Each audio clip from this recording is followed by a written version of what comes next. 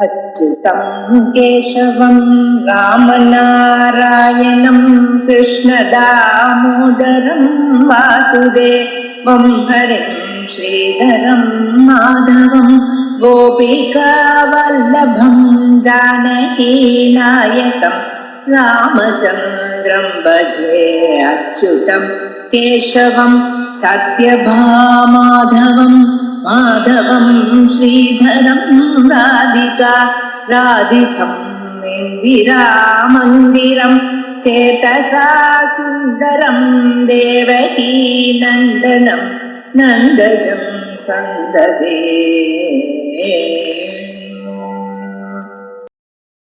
ओम श्री गुरुभ्यो नमः। हरि ओम। सदाशिवसमारंभां शंकराचार्यमध्यमाम् अस्मदाचार्यपर्यन्तां वन्दे गुरुपरम्परां। श्रुतिस्मृतिपुराणानाम् आलयं करुणालयं नमामि भगवत्पादशङ्करं लोकशङ्करं। शङ्करं शङ्कराचार्यं केशवं बादरायणं सूत्रभाष्यकृतो वन्दे भगवन्तो पुनः पुनः। ईश्वरो गुरुरात्मेति मूर्तिभेदविभागिने व्योमवद्व्याप्तदेहाय दक्षिणामूर्तये नमः।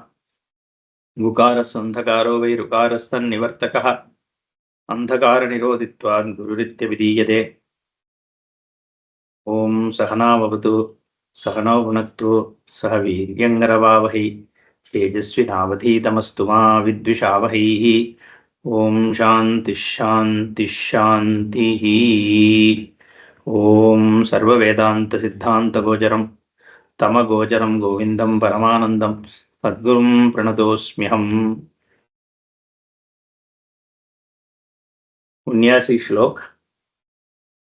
आपात वैराग्यवतो मुमुक्षून् भवाब्धि पारं प्रतियातुमुद्यतान् आशाग्रहो मज्जयतेऽन्तराले निगृह्य कण्ठे विनिवर्त्य वेगात्।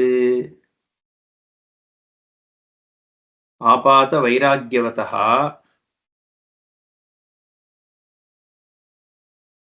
आशाग्रहः मज्जयते अंतराले।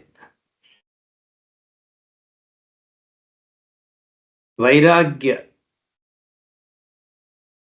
रागरहितत्वम, इसी को विराग बिना राग होने को विराग भावः बोलते हैं। विरागस्य भावः वैराग्यः। जो विषयों के आवृत्ति से निकले हुए हैं उनको वैराग्यवान बोलते हैं। ये वैराग्य जो है ये विषयों के प्रति एक क्रोध नहीं होता है, लेकिन सच्चे ढंग से पदार्थों को समझने से जो भाव मिलता है उसको वैराग्य बोलते हैं। जिसको जितना क्षमता है उसको उतना ही क्षमता मानना, बुद्धि में कुछ अधिक उनके ऊपर क्षमता का अध्यास न करना, उसी को वैराग्य बोलते हैं।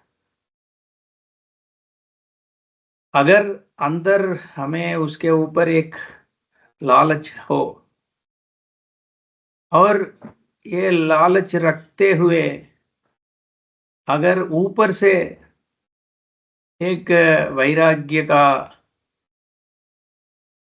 दिखावट होता है तो उसको आपात वैराग्यवान ये शब्द से पुकारते हैं। आपात मने जो ऊपरी वैराग्य, अच्छी ढंग से आंतरिक वैराग्य नहीं है। या तो दिखावट के लिए, नहीं तो अपने को ही वो बोलते हैं ना चीटिंग करके। क्योंकि बहुत लोग के लिए एक अहंकार होता है जो आध्यात्मिक परस्यूट में, स्पिरिचुअल परस्यूट होता है ना, जो साधक बोलते हैं, उनमें भी एक तरह का अहंकार हो जाता है कि मैं साधक हूं, मैं सबके ऊपर हूं, मुझे कुछ नहीं खींच सकता, ऐसा एक बोलते हैं ना खुद का मान्यता, वो बहुत बढ़ जाता है। इसलिए सच्चे वैराग्य बिना होते हुए भी वो खुद को वैराग्यवान मानता है। इसमें क्या कठिनाई है कि वो अपने आप को एक वैराग्यवान मानने लग जाता है, तो सच्चे वैराग्य पाना भी मुश्किल हो जाता है, क्योंकि उसके लिए वो प्रयत्न तक नहीं करता है। इसलिए सही ढंग को वैराग्य की प्रयत्न होना चाहिए। इसलिए आपात वैराग्यवतः, जिसका वैराग्य सिर्फ आपात ही है, उस ढंग का जो मुमुक्षु होता है, मुमुक्षुन, वो भवाब्धि पारम प्रति या तुम उद्यतान, अगर वो ये संसार को पार करने के लिए उत्सुक है, फिर भी क्या हो जाता है, ढंग का वैराग्य न होने के कारण उसको आशाग्रह मज्जयते अंतराले, वो बड़े मछली आके उसको पकड़ देता है। जो जब वो संसार की सागर को पार करने के लिए पानी में है, तो उस समय एक बड़ा मछली आके पकड़ लेता है उसको, आशाग्रह। कैसे पकड़ता है? निगृह्य कंठे वेगात विनिवर्त्य, एकदम आके कंठा, जो गले को पकड़ के अंदर खींच लेता है। क्या खींच लेता है? आशाग्रह। जो इसका जो राग है, कामनाएं हैं, वो बीच में आके उसको पकड़ लेता है। हम आजकल भी बहुत देखते हैं ना, लोग आध्यात्मिक एक साधना में मग्न हो जाते हैं, लेकिन बीच में किसी न किसी चीज से उनका मोह हो जाता है और उसमें जाके फंस जाता है। मुझे बहुत ऐसे साधक देखे मैं अपने, जो मेरा यौवन में, जब मैं अपने गुरुजी के अंदर, गुरुजी के साथ मेरा अंतेवासी जब था, मैं आश्रम में, मेरा वेदांत श्रवण हो रहा था, अभी 30 साल की पहले की बात है। उस समय वहां बहुत लोग व्याकरण में फंस जाते थे, क्योंकि वहां पाणिनीय, सिद्धांत कौमुदी, ऐसे बहुत बड़े व्याकरण शास्त्र पढ़ाया जाता था। आश्रम तो वेदांत श्रवण आत्मज्ञान के लिए था, वो उसके लिए शास्त्र की जरूरत है, शास्त्र पढ़ने के लिए व्याकरण ज्ञान की भी जरूरत है, ये बहुत आवश्यक ही है। लेकिन लक्ष्य तो आत्मज्ञान है। वो बिना उसके, वो समझता, लेकिन ये जो पाणिनीय व्याकरण का जो बहुत बड़ा एक रूप है, जो हमारा बुद्धि का मोह कर देता है, क्योंकि उसमें इतना बहुत आश्चर्य ढंग का व्याकरण है, संस्कृत पाणिनीय व्याकरण, जो महर्षि पाणिनि का बहुत बड़े बुद्धि उससे बनाया हुआ है। वो अगर उसमें हम जाते हैं तो हमारा मन मोहित कर देता है। वो इतना बहुत बड़ा एक काम है वो व्याकरण। तो अच्छा है वो व्याकरण पढ़ना, लेकिन उसमें इतने फंस जाते थे लोग कि उनका वेदांत शास्त्र से भी व्याकरण में मोह बहुत बढ़ जाता, ऐसे ही खींच लेता है। ये भी वो भी एक संसार है, और जो संगीत के ऊपर पीछे पड़े वो भी एक संसार ही है। अच्छा है शास्त्रीय संगीत, ये ठीक है, हमें बहुत तो शांति मिलता है, मोक्ष भी मिल सकता है, ऐसे मान्यता है, लेकिन चित्त शुद्धि द्वारा शास्त्रों से ही तो मोक्ष मिलेगा ना।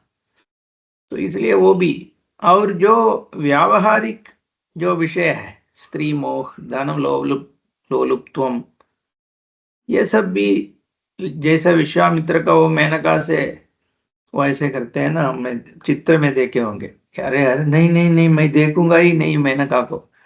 अरे इससे क्या पता चलता है कि अंदर है, वैराग्य नहीं है इसका, अंदर उसका आशा है, उसको ये डर है कि अगर मैं मेनका को देख लिया तो मैं फंस जाऊंगा, इसलिए मैं अपना आंख को दूसरी तरफ खींच लेता हूं।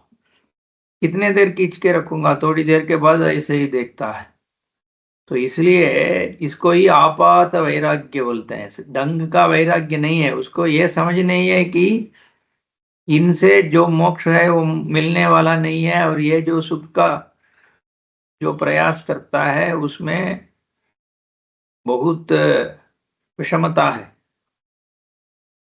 तो इसीलिए वो क्या कर देती है कि बीच में आके फंसा देती है। विश्वामित्र को के साथ ऐसे ही हुआ ना, वो मेनका आने के बाद उसका जो तप बीच में अटक गया था। इसी को इधर बोलते हैं आशाग्रहो मज्जयते अंतराले। अंतराले मैंने जब स्विमिंग करता है बीच में आके पकड़ता है उसको, कंठ निगृह्य, कंठे निगृह्य, वो गर्दन पकड़ लेता है। इसलिए जब गर्दन को पकड़ता है आदमी कुछ नहीं कर सकता। ना सिर्फ आदमी, मृगों को भी, जब शेर किसी मृग को पकड़ता है वो गर्दन में पकड़ता है, इधर जा आके पकड़ लेता है, फिर उसका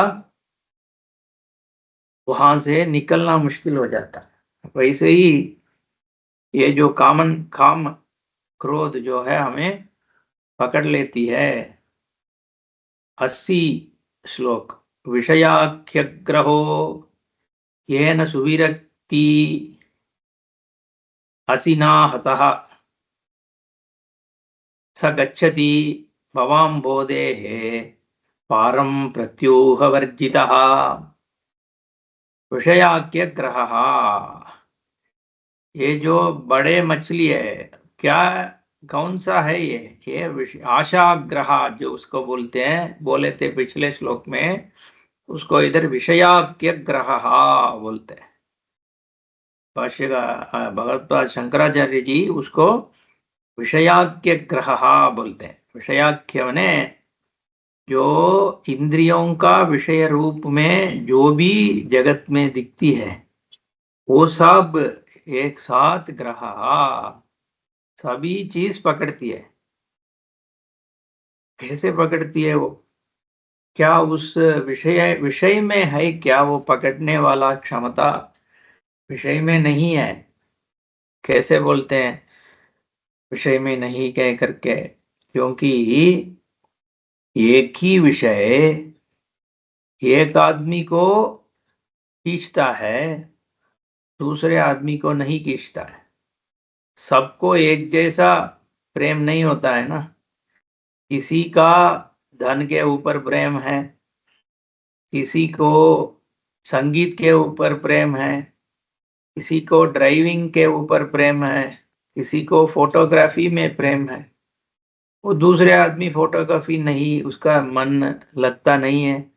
तो इसलिए अगर विषय में ही ये ग्राहक, ये जो ग्रहण की जो भाव होता तो सबको एक जैसा खींच लेता। लेकिन जब वो एक जैसा नहीं खींचता है, इससे ये पता चलता है वो अपने ऊपर आधारित है। हम जिस ढंग से उस विषय को देखते हैं उस ढंग से ही उसमें अपने को पकड़ लेने की क्षमता बनती है, तो उसमें कुछ नहीं है। वो जो चीज है ना, उसमें कुछ है ही नहीं। वो तो एक है, एक जैसा बहुत अन्य पदार्थ है, ये भी ऐसा ही पदार्थ है। एक आदमी है, उस आदमी के ऊपर अपने मन में एक बहुत भाव बन जाता है। क्यों बनता है? क्योंकि हम सोचते हैं अगर ये हमारे जिंदगी में आ जाएगा तो हम एकदम प्रसन्न हो जाएंगे, हमारा जो भी प्रश्न है सब कुछ निकल जाएगा। वो आके हमें एकदम सपोर्ट देगा और हमारा जो इमोशनल नीड्स है सब कुछ वो सुधार देगा। वो सिर्फ वो आदमी मिल जाने से, मेरा पति या पत्नी जो भी है, मिलने से मेरा जीवन एकदम सफल हो जाएगा, ऐसे एक भाव जो बनता है। लेकिन वो जो भी दूसरे आदमी है, और लड़की हो कि पुरुष हो, जो भी हो, उनके लिए भी वैसे ही है बुद्धि हमारे ऊपर। वो हमें एक ढंग से देखता है, हम उनको एक ढंग से देखते हैं। जब शादी हो जाते हैं तो पता चलता है हम जिस ढंग से उसका ऊपर एक विचार रखा था, वो विचार तो हमारा ही जो अध्यास है वो, लेकिन जो आदमी है वो अलग ढंग का है। तो इसी से शादी में सब झगड़ा शुरू हो जाता है, क्योंकि ये सोचता है कि वो इसको चीटिंग कर दिया, क्योंकि वो ऐसा दिखावट कर दिया था, उससे मन मोहित हो गया ऐसे। लेकिन ऐसा नहीं है, वो आदमी जैसा था वैसा ही है आज भी। तुम जो है उसके ऊपर ये सब अध्यास कर दिए थे, यही हो जाता है ना। तो इसलिए ये विषयाग्र ग्रह, वो विषय नहीं पकड़ता है, हमारा जो भाव है, बुद्धि है उसके ऊपर, उसी से हम लोग फंस जाते हैं। ये है ना, सुवरक्ति असीना हतः। तो क्या करना चाहिए? ये वैराग्य चीज का एक तलवार है, उसे वो जो मछली है उसको काट देना चाहिए। जो हमें पकड़ता है उसको काटने का एक आयुध की जरूरत है ना। तो वो आयुध है असी असी क्या है? वैराग्य शस्त्र। वैराग्य का शस्त्र है, उससे हमें उसको काट लेना चाहिए।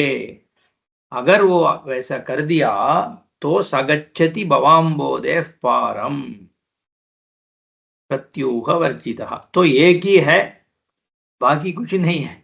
एक है मछली बड़ा वाला, वो जो है अपना विषय मोह। जब उसको काट लिया तो आराम से संसार को पार कर दोगे, ऐसे बोलते हैं। सगच्छति भवाम्बोधेः पारम, वो पार करना के लिए बहुत आसान है। प्रत्यूह वर्जितः, उसके लिए कोई विडंबना, वो क्या है, प्रतिबंधना नहीं है। ठीक है। तो 81 विषम विषय मार्गैर्गच्छतो नच्च बुद्धेः प्रतिमदमभियातो मृत्युरप्येष विद्धि हितसुजनगुरुक्त्या गच्छत स्वस्य युक्त्या प्रभवति फलसिद्धिः सत्यमित्येव विद्धि। ये बहुत अच्छा श्लोक है, वो गाने में भी अच्छा लगता है ना। विषम विषय मार्गैर्गच्छतो नच्च बुद्धेः प्रतिपदमभियातो मृत्युरप्येष विद्धि हितसुजनगुरुक्त्या गच्छत स्वस्य युक्त्या प्रभवति फलसिद्धिः सत्यमित्येव विद्धि। विषम विषय मार्गैः, ये विषय मार्ग है। विषयों के द्वारा हमारा चलन है। जिंदगी में ऐसे ही चलते हैं ना, हर समय किसी न किसी विषय में हम फंसते हैं। या तो अपने ही जो विषय है, अगल बगल की जो भी हो रहा है उसमें फंस जाते हैं। अगर कुछ नहीं हो रहा है तो टीवी में देखते उस सीरियल के अंदर फंस जाते हैं। अगर वहां भी कुछ अच्छी चीज नहीं है तो हाथ में वो सेल फोन के अंदर जाके फंस जाते हैं। फेसबुक देखेंगे या व्हाट्सएप देखेंगे या कुछ ना कुछ जो विषय है, उस विषम तरह का वो विषय है। ये जो विषम मने जो बहुत कुटिल पूर्वक है, अपने को इधर उधर चलाती है, या तो क्रिकेट मैच वो भी है, या कुछ एक्टर्स का जिंदगी के बारे में, इस एक्ट्रेस ये कर दिया वो कर दिया, इधर वो फैशन शो हो रहा है, मिस वर्ल्ड है, और या तो कुछ ना कुछ तो होता रहता है ना। इतने करोड़ों जन लोग हैं जगत में, कुछ इधर युद्ध होता है, ईरान इसराइल का युद्ध चल रहा है, या तो अपना ही है पाकिस्तान वाला चलता रहता है, बांग्लादेश हो, श्रीलंका हो, नेपाल हो, कुछ तो अपने बुद्धि को घुमाने के लिए विषय होता ही रहता है हर समय। या तो अपना अगल बगल का भी तो चलता है, अगर पड़ोसी का क्या हो रहा है, सामने वाला घर में क्या हो रहा है, अगर इस हमारे गांव का अधिकारी का क्या हो रहा है, अपने ही घर में हमारा चाचा का क्या हो रहा है, ये सब सब विषय है। और खुद का विषय भी बहुत है, मैं क्या करूं, ये करूं, मेरे से मुझे कौन प्यार करता है, मैं किसको प्यार करूं, मेरा बेटा मुझसे कैसे व्यवहार करता है, ये सब सब कुछ इसी ढंग का है, विषम विषय है। उस मार्ग में ही चल रहे हैं हम, कोई और मार्ग नहीं है। उस मार्ग में गच्छतः, अगर तुम जाओगे उसी मार्ग में, अनच्छ बुद्धे है प्रतिपदम अभियातः मृत्यु, तो क्या होता है, हर एक जब अपने पैर रखते हो, तुम्हारे साथ उस पंथा में, उस मार्ग में एक और बंदा अपने साथ रेस करता है, कंपटीशन, स्पंद, प्रतिस्पर्धा। कौन है वो? मृत्यु, काल। अपने साथ अपने को क्या पार करके वो काल भी दौड़ता है अपने साथ। मृत्यु अपि एषः विद्धि, मृत्यु भी दौड़ रहा है तेरे साथ, तुझे पार करके जा रहा है, क्योंकि तुम जितने भी चलते हो उससे भी आगे वो निकल जाता है। इसका मतलब क्या है कि ये विषय में जब मैं फंस जाता हूं तो मृत्यु जाके मुझे मार देता है, ऐसा है क्या? ऐसा नहीं है। मृत्यु मने काल, काल अपने, हम इधर मोक्ष के लिए ये मनुष्य जन्म लिया, लेकिन उस जन्म का जो भी हमारे संपत्ति है, जो पुण्य, वो सब ये विषम विषय कहा जाती है काल के रूप में। जो काल निकलता है ना, काल क्रीडति गच्छत्यायुः तदपि न मुंचत्याशा पाशः, ऐसे भजगोविंद में लिखते हैं ना। तो ये जो काल है, समय के रूप में अपना जो लक्ष्य है उससे दूर रखते हुए हमें काके हर समय काते काते काते चलता रहता है। वो मृत्यु आगे ही है, हम मृत्यु के आगे नहीं दौड़ पा रहे, वो हमारे आगे चल जाती है मृत्यु। इसका मतलब है कि मृत्यु को तुम पार नहीं कर पा रहे हो। तो कैसे पार करेंगे? उसका अगला लाइन में बोलते हैं, हित सुजन गुरुक्त्या गच्छत स्वस्य युक्त्या। दूसरा एक मार्ग है, वो हित सुजन गुरु आख्य, जो हितकारी गुरु है, जो अच्छे मन का गुरु है, उनका वाक्य है, वही बनता है, रास्ता है, उसमें जाओ। उसमें जाओ का मतलब है अपने बुद्धि को विषय से निकाल के गुरु वाक्य में लगाओ। स्वस्य युक्त्या, अपने जो युक्ति है, अपने जो बुद्धि क्षमता है, उससे उसको समझो और श्रद्धा रखो। इसी से प्रभवती फल सिद्धि ही, फिर फल का सिद्धि होता है। सत्यमित्येव विद्धि, यही सत्य है, बिना गुरु कुछ नहीं।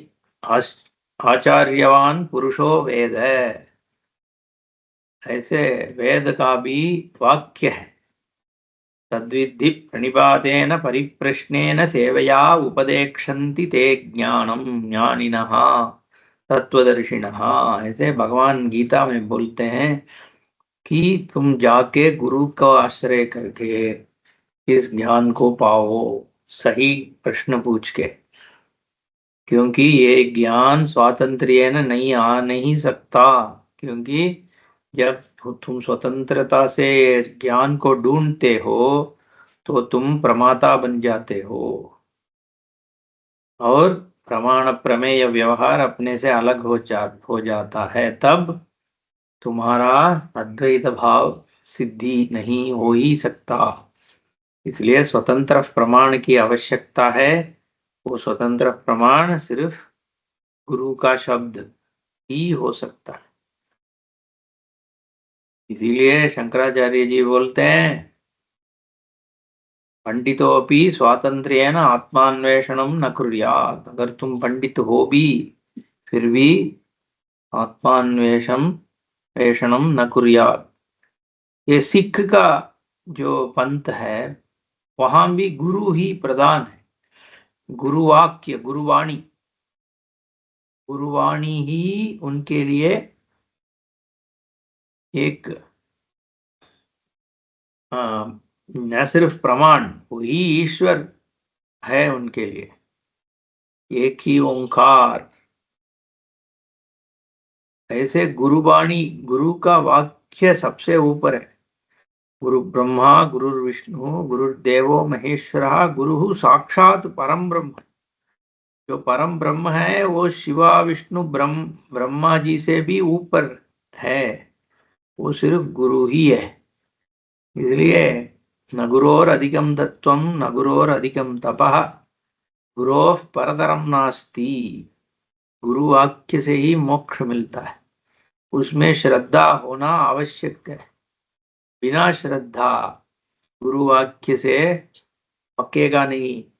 इसलिए गुरु के ऊपर श्रद्धा रखना और सच्चे गुरु को पाना, ईश्वर अनुग्रह को पाना, अपना वैराग्य के लिए काम करना, इसी से मोक्ष मिलता है। 82 श्लोक। मोक्षस्य कांक्षा यदि वै तवास्ति त्यजाति दूराद् विषयान् विषं यथा पीयूषवत्तोषधया क्षमार्जव प्रशान्तदान्तिर्भज नित्यमादरात्। यदि अगर तव तुम्हारे लिए अस्ति है, क्या है? मोक्षस्य कांक्षा, मोक्ष की प्राप्ति का एक आकांक्षा है। मोक्ष के ऊपर तुम्हें एक प्यार है, एक चाहक है, तो त्यज, त्याग कर दो, छोड़ दो। क्या छोड़े? अति दूरात, इधर नहीं, बहुत दूर तक छोड़ दो। टिम्बकटू में जाके छोड़ के आ जाओ। किसको छोड़ें? विषयान विषम यथा, ये जो विष है, जहर है, उसको वहां छोड़ के आ जाओ। क्योंकि अगर हाथ में लग गया तो बस सब कुछ खत्म हो जाएगा। वो क्या है? वो जगर, विष, पॉइसन, विषया, विषयान, जो ये जो इंद्रिय विषय है, उसके ऊपर जो हमारा एक चाहक है, उस विष को दूर तक छोड़ के आ जाओ। पीयूषवते, ठीक है, अगर वो जगर है, विष है, पॉइजन है, तो उसका ऑपोजिट अमृत क्या है?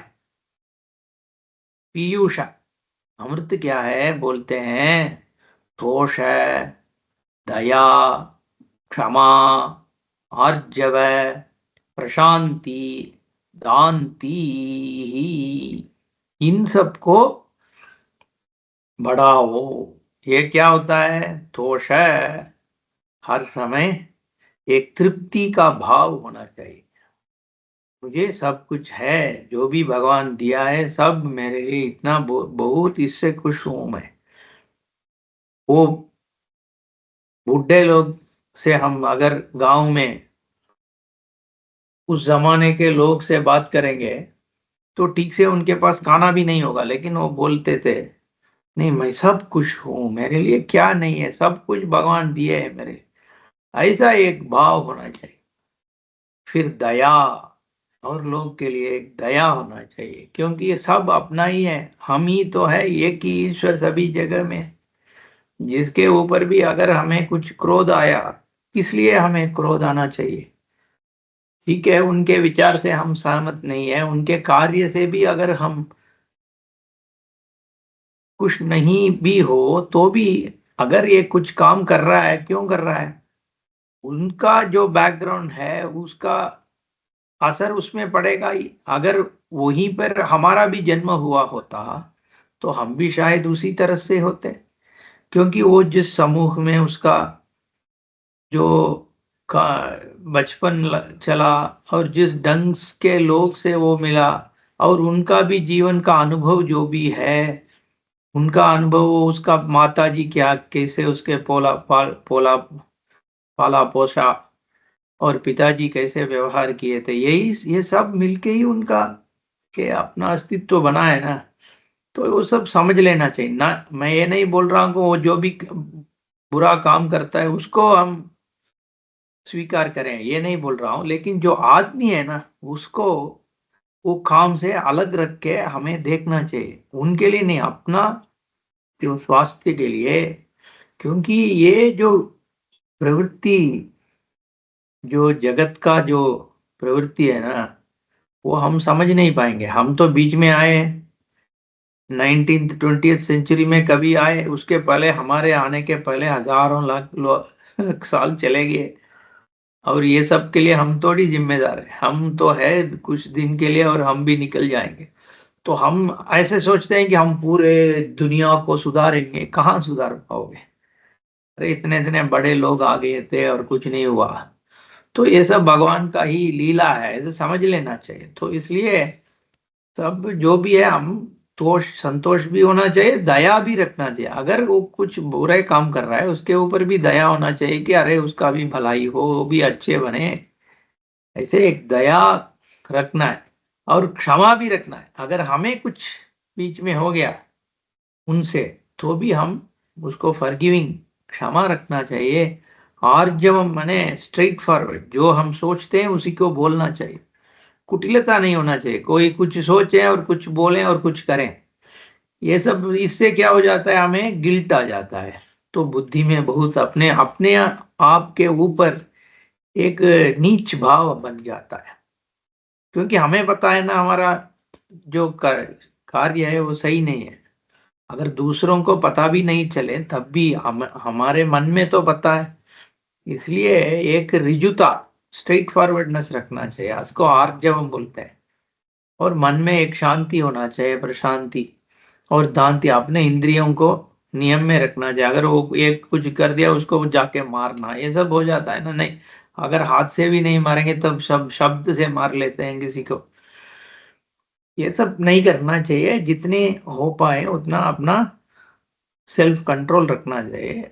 थोड़ा अपना क्रोध का एक्सप्रेशन चाहिए तो एक कागज में लिखो, जो भी तुझे गाली देना है लिख दो एक कागज में, और उसको फिर फाड़ के कहीं डस्टबिन में डाल दो, फ्लश कर दो टॉयलेट में। तो अपना जो अंदर का क्रोध भी निकल जाएगा और दूसरों के ऊपर भी कुछ नहीं लगेगा। ऐसा एक व्यवहार कर करके अपने को एक शांत बनाना चाहिए, तब मोक्ष मिल जाता है। नित्यम आदरात, इसी को नित्य हर ढंग से हर समय इसका प्रयास करना चाहिए।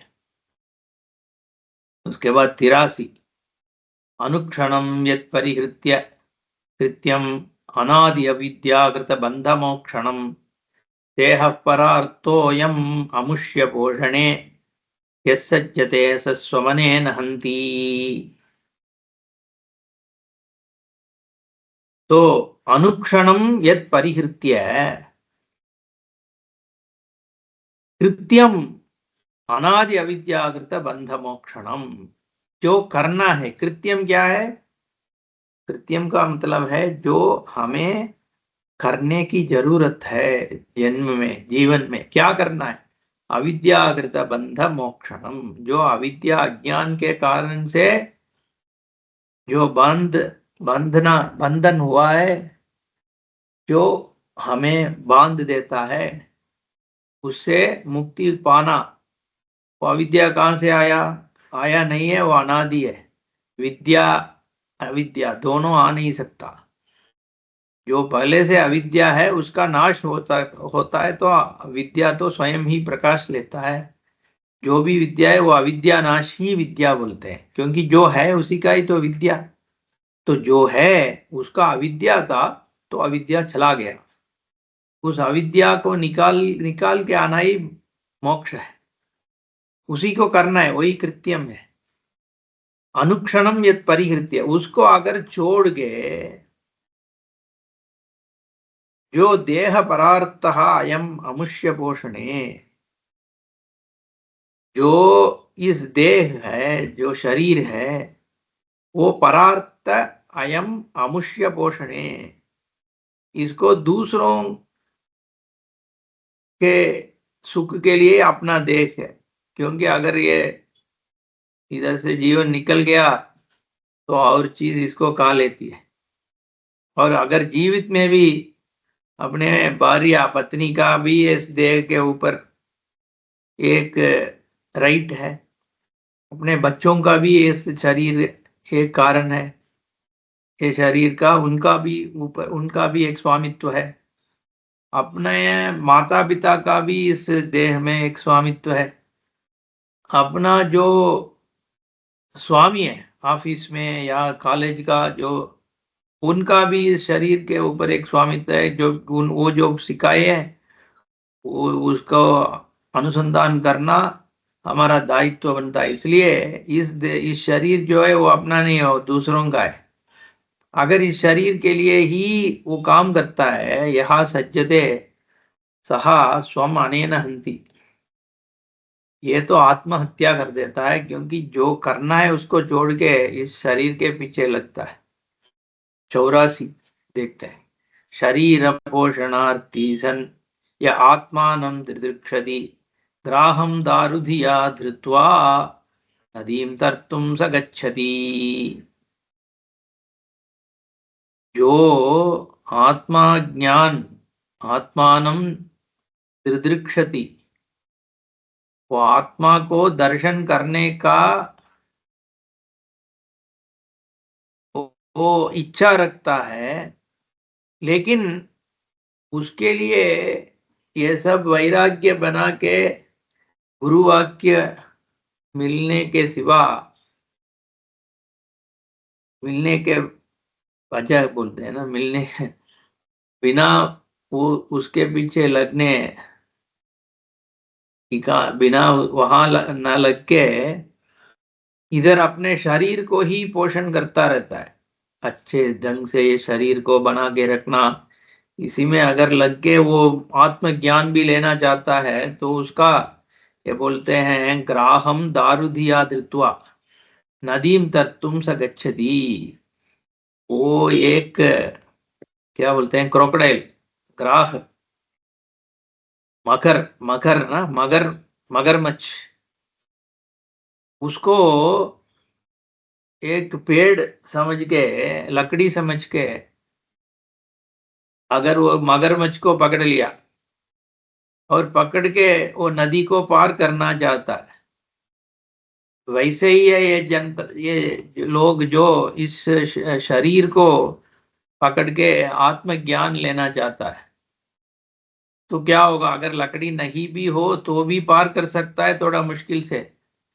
अगर मुझको पकड़ लिया तो वो नहीं छोड़ेगा ना, वो तो खा लेता है। वैसे ही एक गलत चीज है, इसको मत पकड़ो, ऐसे बोलते हैं। मोह एव महामृत्यु मुमुक्षोर वपुरादिषु, मोहो विनिर्जितो येन समुक्ति पदमर्हति। यहाँ से अगले क्लास में देखेंगे। ओम पूर्णमदः पूर्णमिदं पूर्णात् पूर्णमुदच्यते पूर्णस्य पूर्णमादाय पूर्णमेवावशिष्यते। ओम शांति शांति शांति। हरि ओम श्री गुरुभ्यो नमः। हरि ओम।